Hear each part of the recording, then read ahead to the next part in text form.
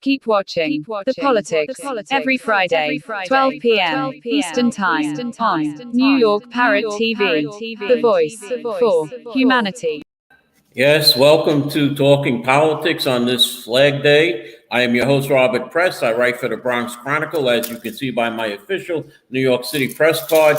I also contribute to the Co-op City News, Parkchester Times, the latter, like this show, part of Muslim Media. I also have a blog at 100%.blogspot.com and Facebook pages 100% and What's Going On in Your Community Board. The views expressed on this show are that of the host, any guest, or any commentator whose comments you may see scroll across the bottom of the screen, and are not necessarily those of Muslim Media. Let's quickly go to the weather. I want to get to my guest. Today, Friday, the 14th, it will be up in the mid-80s, but thunderstorms late in the afternoon and through rush hour into the night. Saturday will be nicer, less humid with a high around 82. Sunday the same with a high around 81. Monday we'll get up to a high about 85, and it looks like summer is here, as it will go into the 90s next week. 2 weeks before primary day, a new poll shows Westchester County Executive George Latimer leading incumbent U.S. Representative Jamal Bowman in what has become a heated primary in the Bronx and Westchester County. Democratic voters in New York's 16th Council District have George Latimer getting 48% of those surveyed in a poll, and current Congressman Bowman trails by 17 points at 31%, with 21% undecided. Each candidate has different support from within District 16, according to the poll. Bowman gets his support from 44% of the voters under 40 years old. He also got a large polarity of black voters at 48%. Westchester County Executive Latimer got 51% of the vote of the survey from those over age 40 and 62% of the white voters. The poll found the top issues facing in New York 16 is the economy, with 22% of those surveying saying jobs, inflation, and taxes were most important. Then 21% said housing affordability, 14% threats to democracy, 13% healthcare, 12% crime, and 18% had really no preference. On the Israel-Hamas war, more likely Democratic primary voters that they align themselves with County Leader Latimer than Congressman Bowman. Latimer has used more cautious language, while Bowman calls what's happening in Gaza a genocide. Of those surveyed, 45% said they aligned themselves with Latimer, 29% said they aligned themselves with Bowman, and 26% were unsure. So let me introduce my guest today. It is Westchester County Executive George Latimer, who is running to take the seat of the 16th Congressional District. Westchester County Executive Latimer, good afternoon to you, and thank you for coming on Talking Politics. Robert, it's nice to be with you. It's a pleasure.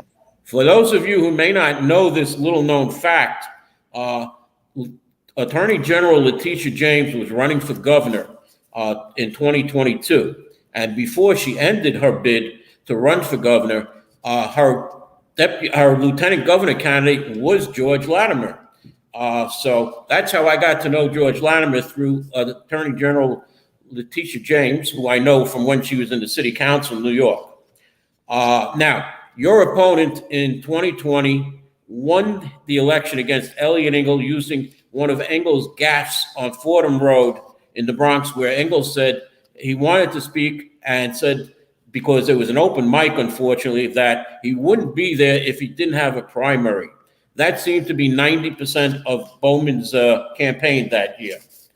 I see now that you've gotten Hillary Clinton as one of your supporters. She's endorsed you. Mondaire Jones, who had been a good friend of your opponent, but Jones said you're a better choice for the 16th Congressional District.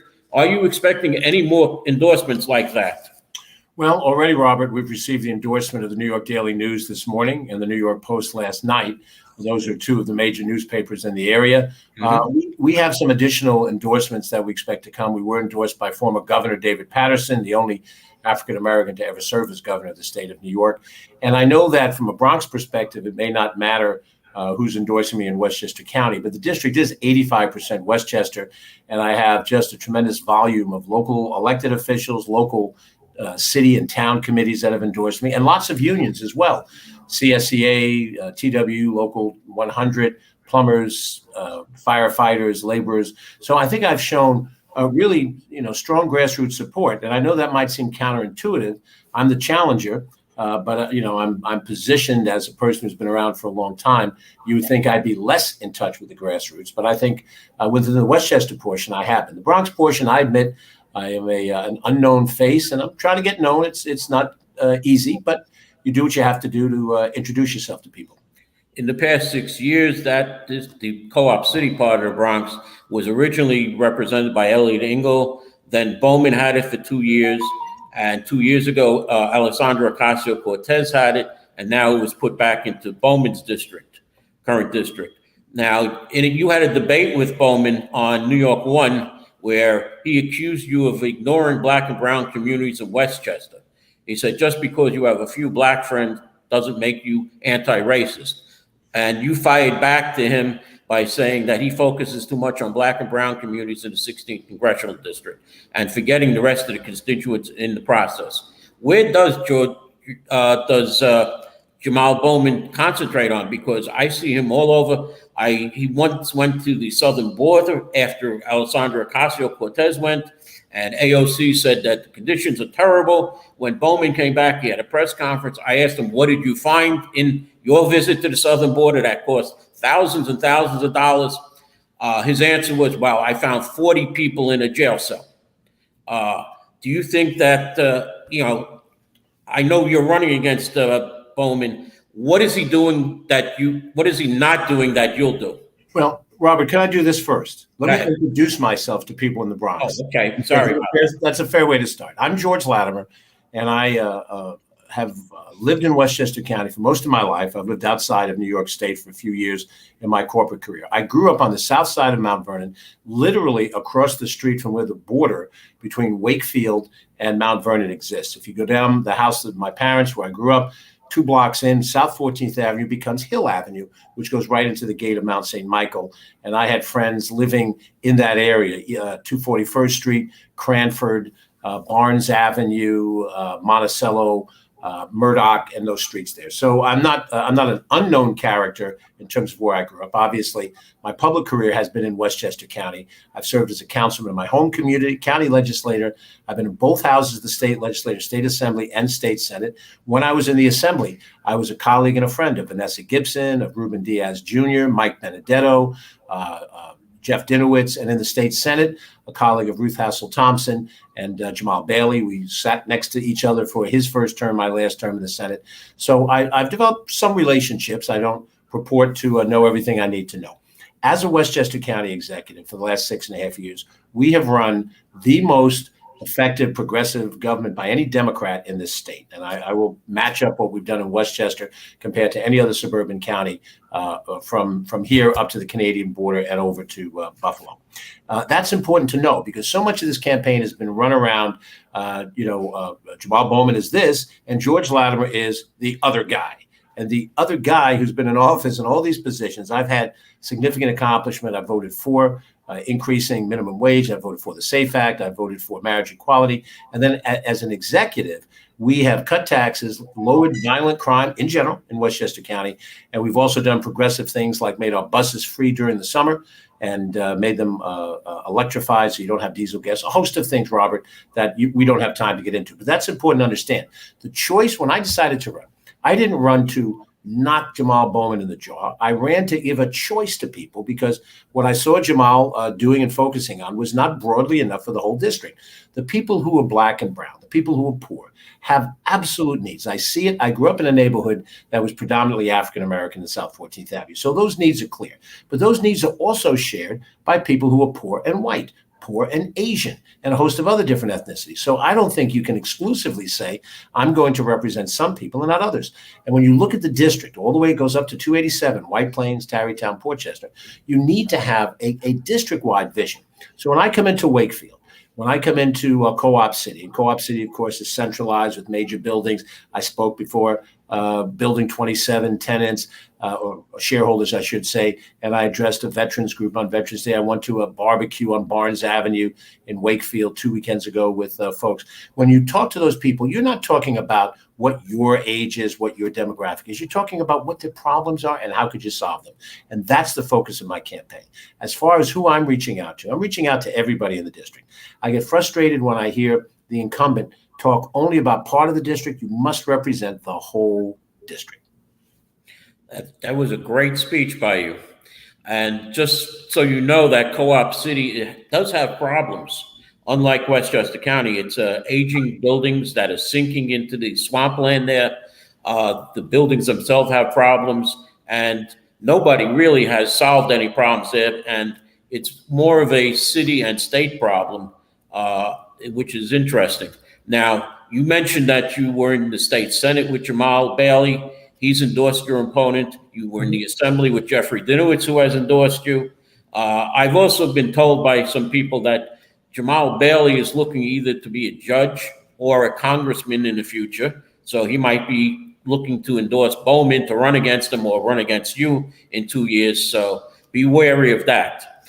Bronx politics can be really ugly, and people get the knives out and stab people in the back. Unfortunately, here in the Bronx. Good to know. Can I just make a comment? I know we have a brief amount of time. Good. I've had the chance to visit with both Community Board 12 and Community Board 10 leaders, not for political support, but to understand what's happening there. I met with George Torres and Ursula Green in Community Board 12 over on White Plains Road. I met with Matt Cruz down in Tremont Avenue on Community Board 10. I came back to one of their committee meetings on education and youth. There's a lot to do, but when I talk to people in Co-op City, and I recognize, I'm not going to be the person they know and flock to, but I understand that Co-op has a major problem with infrastructure. They have to satisfy a new local law 97 in New York City, which is going to create great pressure, economic pressure on Co-op. They have an insurance problem. These are the nitty-gritty details to work on. I heard in Wakefield the frustration that homeowners have when I went to one of their general meetings where they have tractor-trailer trucks parked on residential streets up and down the highways and the byways near White Plains Road and Baychester Avenue. So I'm not sitting up in Westchester in some castle.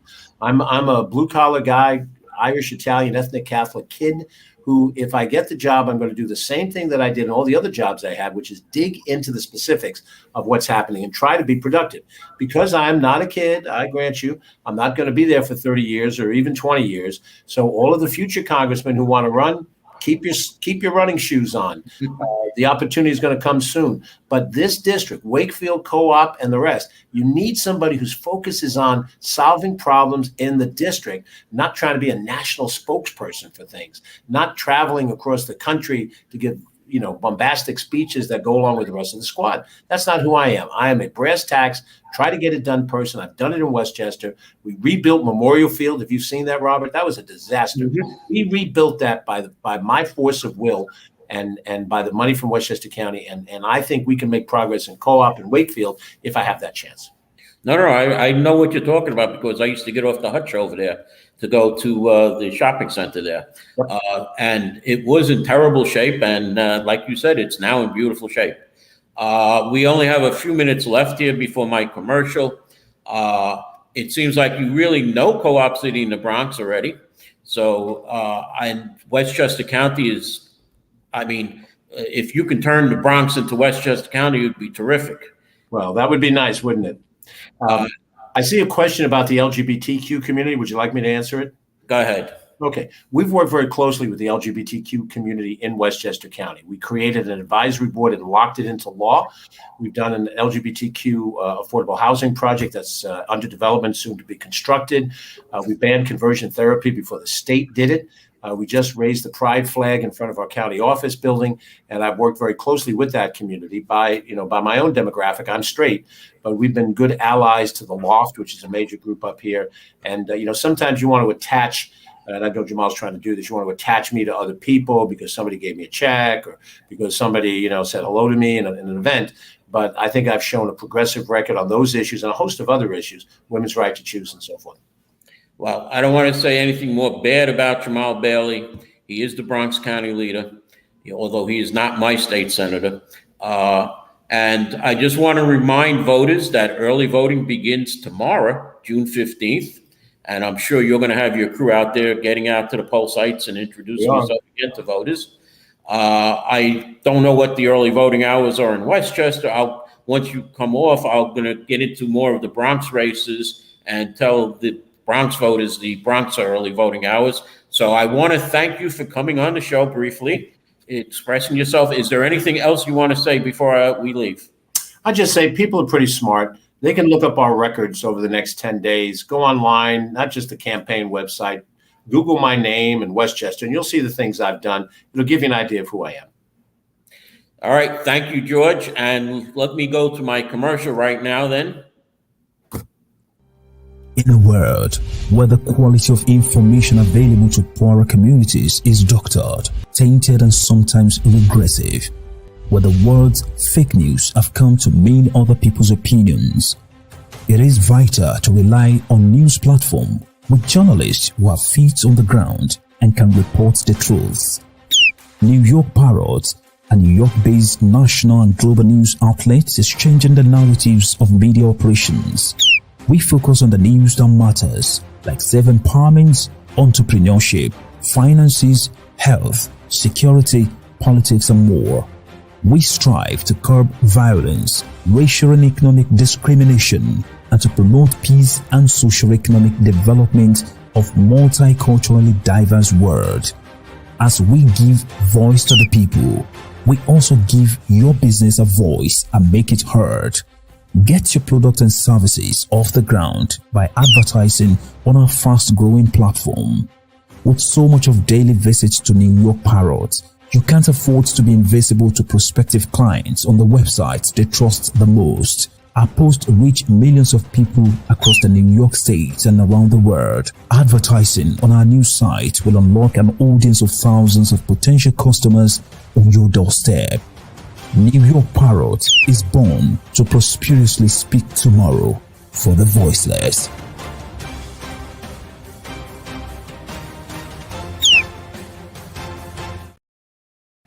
Thank you for welcome back. And I want to thank George Latimer for coming on the show again.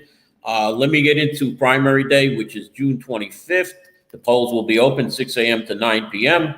However, there is early voting again, which I said starts tomorrow. In the Bronx, the early voting for tomorrow and Sunday will be 9 a.m. to 5 p.m. On Monday, it goes from 10 a.m. to 8 p.m. Tuesday, the 18th, it goes 8 a.m. to 4 p.m. Wednesday, the 19th, 9 a.m. to 5 p.m. Thursday, June 20th, it's 10 a.m. to 8 p.m. Friday is 8 a.m. to 4 p.m. And then the last 2 days of early voting, Saturday, the 22nd of June, and Sunday, the 23rd, is 9 to 5. Now, why they have different hours at different times, they want to have at least 2 nights for people to come in, but hopefully they'll get it better next year because there will be bigger elections and we'll have better timing. Now, let me get to the Bronx elections. In Congress, we have the 14th Congressional District, Martin Dolan versus Alessandra Ocasio-Cortez, and Congresswoman Ocasio-Cortez recently had a town hall meeting in Parkchester where I spoke to the staff about having the Congresswoman come on the show because I know she doesn't want to debate. She said that her opponent didn't live in the district, but I spoke to the staff and the staff promised me that, yes, we'll try and get her on the show for, before the election. Now, I've gotten word from one of her people on her campaign that she may not be able to come on the show. So let me just tell you, Lauren, that if the Congresswoman doesn't come on, I'll bring her opponent, Marty Dolan, back on the show, and he could have the whole time for where she would have been. Now, going to the 16th Congressional District, you saw my guest, George Latimer, Westchester County Executive, running against the current incumbent, Jamal Bowman. As far as the assembly races in the Bronx, we have Landon Diaz, who was recently elected in a special election in February to replace former Assemblywoman Latoya Joyner in the 77th Assembly District. His opponent is Leonardo J. Corleo. The district leaders and state committee members are also up for a primary. In the 81st Assembly District, we have district leaders and state committee members up for re-election. or new people and judicial delegates and alternate delegates. And then there are what's known as county committee members. There are certain county committee districts where there are primary elections for county committee. Those are the people who represent the local election districts. Each assembly district can be broken down to up to 100 or more election districts, depending on the size of the district. And then you have either 2 to 4 people who represent in the county committee. Now, why is the county committee important? Because should a representative leave office in the middle of their term, say an assembly member run for city council, the county committee will meet and then they will designate who the Democratic Party candidate will be. Now, in the 82nd Assembly District, we have Assemblyman Michael Benedetto running, and his opponent from 2 years ago, Jonathan Soto, is running again against him. Now, Mr. Soto has the endorsement of Congressman Jamal Bowman, while Michael Benedetto is part of the Bronx Democratic Party organization. And in the 84th Assembly District, Amanda Septimo is facing Hector Feliciano. The district leaders and state committee members are also up for primary. And then there are no other elections in the Bronx. Let's see. Can you do a kickoff on CB11? We're going to wait on CB11. They have their full meeting on the 27th, AJ. And there are 3 people running for the chair of Community Board 11. One is an experienced officer. One is a chair of a committee for the past year. And the third candidate announced in April that she was too busy to run for chair. And since one of her friends was no longer reappointed to the board in May, all of a sudden she has more time to be the chair of the community board. I find that a little interesting and a little strange that 1 month you don't have time to serve as chair of the board, and the next month, since your friend who was running for chair of the board is no longer on the community board, that you have found time. So I'm not going to mention any names right now. The election for chair of Community Board 11 and the vice chair and secretary, as well as the new sergeant of arms, since he was not reappointed, will be at their Thursday full board meeting on June 27th at Einstein Hospital. Now, let's get back to politics. A jury in Wilmington, Delaware on Tuesday found Hunter Biden, President Joe Biden's son, guilty of 3 felony counts for lying on a federal firearms application, a shattering blow to the Biden family in the middle of an unforgiving presidential election campaign. The verdict brought to an end an extraordinary 7-day trial that made painfully public Hunter Biden's crack addiction, reckless behavior, and ruinous spending, narrated by 3 former romantic partners, including the widow of his brother, Beau Biden, and the defendant himself in the pages of his memoir. The president, Joe Biden, spoke about his son Hunter's conviction, saying he is proud of his son and accepts the jury's verdict. Now, a political action committee formed by allies of President Joe Biden is reported to have filed a challenge against New York State petitions for president submitted by third-party candidate Robert F. Kennedy to appear on the ballot line in November. Also, Jill Stein from the Green Party has been knocked off the ballot for the presidential candidate. Moving on, congestion pricing. There are several different things about congestion pricing. 2 years ago, under the MTA's hardest critics cheered when a federal court settlement mandated that almost all stations be accessible to people with disabilities by 2055. After Governor Hochul last week, however, paused the June 30th start of congestion pricing, it's led to a gap now in the MTA capital budget. MTA Chair and CEO Jano Lebo said that the June 22nd settlement requiring the MTA to make stations accessible has an escape hatch for downside scenarios. That means that if the MTA does not meet certain funding goals, a lower share of its total capital budget will be allocated to its making stations compliant with the American with Disabilities Act. That means that they plan to put an elevator into every New York City Transit elevated station and underground station. The agency now will have to rethink and shrink its current $50 billion plus capital budget, a move with major implications for, again, accessibility work that had been previously on fast track. City Controller Brad Lander is joining transit and environmental advocates and other groups to sue Governor Hochul to reinstate congestion pricing. Hochul's announcement last week called for an indefinite pause of the program, which angered transit and environmental groups who have pushed for a policy that would have been the first of its kind in the nation. It also set off a scramble in Albany during the waning days of the 6-month legislation session to find recurring revenue sources to replace the expected $1 billion tolls that would due to bring into the Metropolitan Transportation Authorities. The revenue would have been leveraged to raise $15 billion in municipal bonds to pay for capital projects for the region's beleaguered mass transit system. Democratic lawmakers, however, rejected proposals to increase a payroll mobility tax on businesses, as well as a separate plan to use $1 billion from the state's general fund. There seems to be about $20 billion in reserve.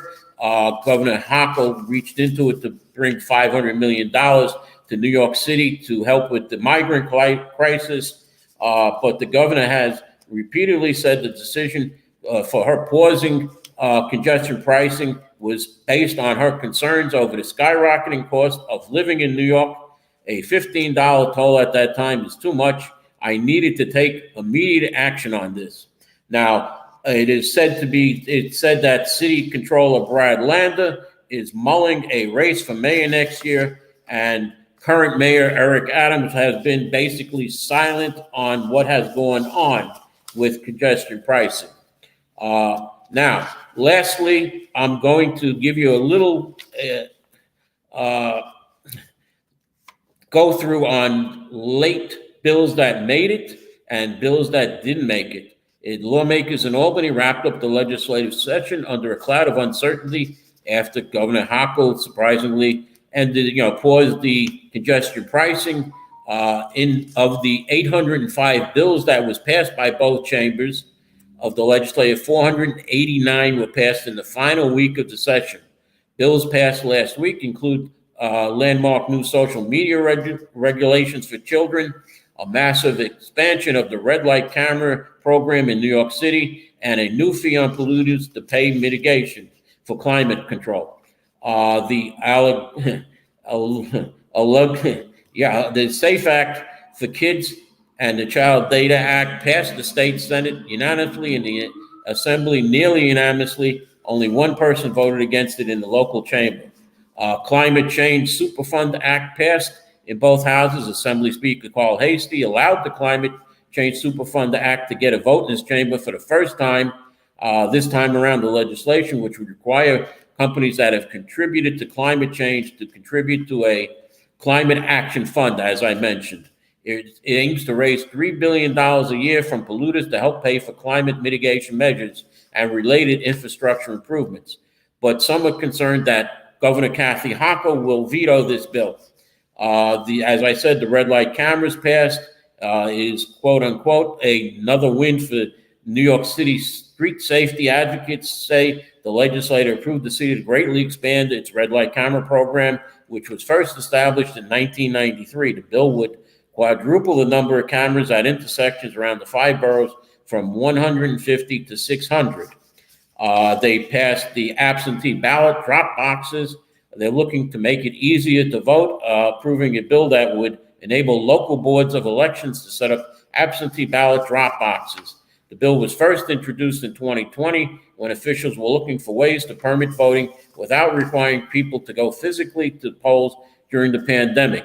Well, that was called something that's known as an absentee ballot, which an absentee ballot became on demand. However, to get an absentee ballot, you have to have a valid reason why you cannot go to the polls. So this absentee ballot drop boxes has passed. They've also passed the repeal of a lifetime felon jury ban, which means that people who have committed a felony will be allowed to serve on juries. Under current law, those with felony convictions received a lifetime ban from serving on a jury, which was one of the few remaining restrictions placed on formerly incarcerated individuals in the state. They also accelerated the downstate casino licensing. As several companies vie for downstate casino licenses, the legislature passed a bill requiring the State Gaming Commission to pick 3 candidates by March 2026. So we have another year and a half before we might see a full casino opening up in the city. And they also passed short-term rental registry. It's a bill that would create a registry for all short-term rentals in New York. What failed to make it through the legislature, the medical aid in dying bill did not make it. The Harvey Weinstein bill did not make it. Bottle bill, they wanted to increase the bottle bill by another 5 cents and to increase it to other beverage containers, which did not make it.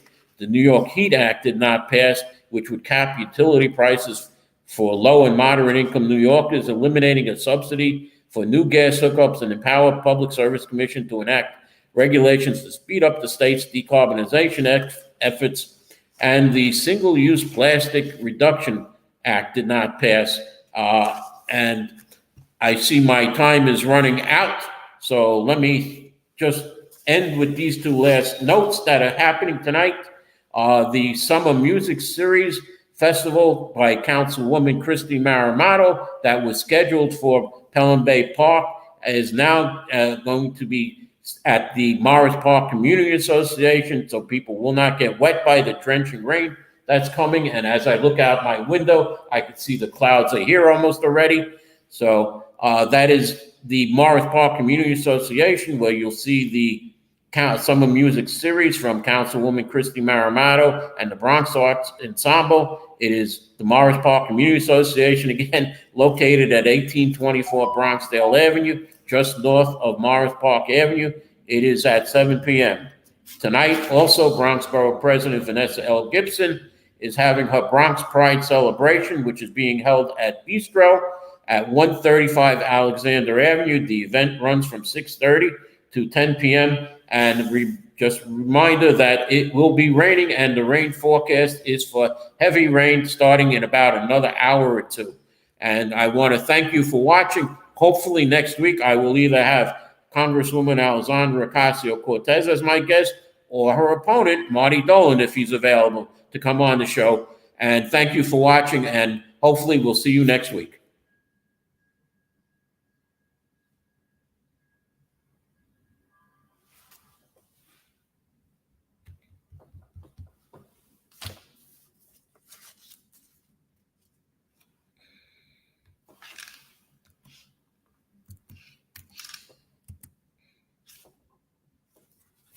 Oh, I see my producer is giving me a little more airtime.